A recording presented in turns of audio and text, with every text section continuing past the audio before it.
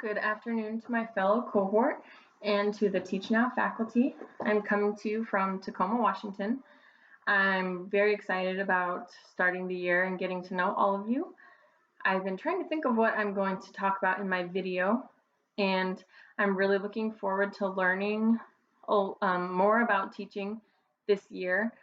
But I decided to focus a little bit on what I'm passionate about within education and my experience and how it's brought me to where I am now. So this is my third year of formal education experience, but I have been working as an educator in different capacities for about 13 years. I've worked in the Portland, Oregon area, New York City.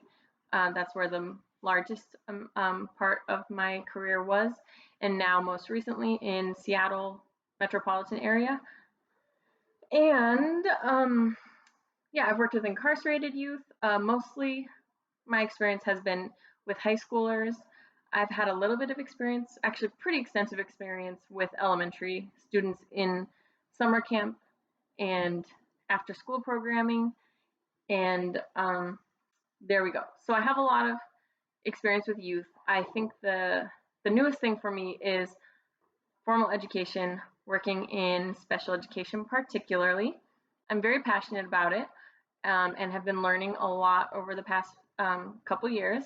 So the first year I worked in formal education, I was a paraeducator in a rural high school outside of Tacoma, Washington. And I was working with the students that had IEPs, but were in mainstream classrooms. So I would go into the different classrooms, and this was very challenging because we were understaffed, unsurprisingly for a public school.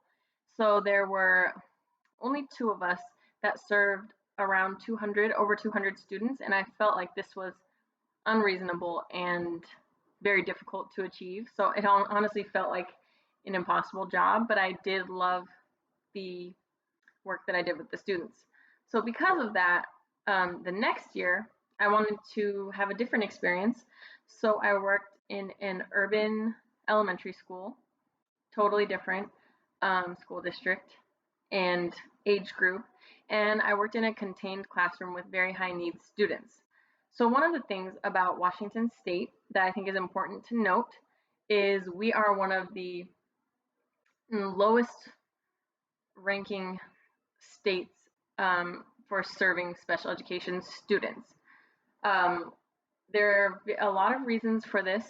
I think one of them is we have this arbitrary cap on the percentage of students that in your school that you can serve that have IEPs, which I think is kind of ludicrous and unreasonable, but the cap is 13%.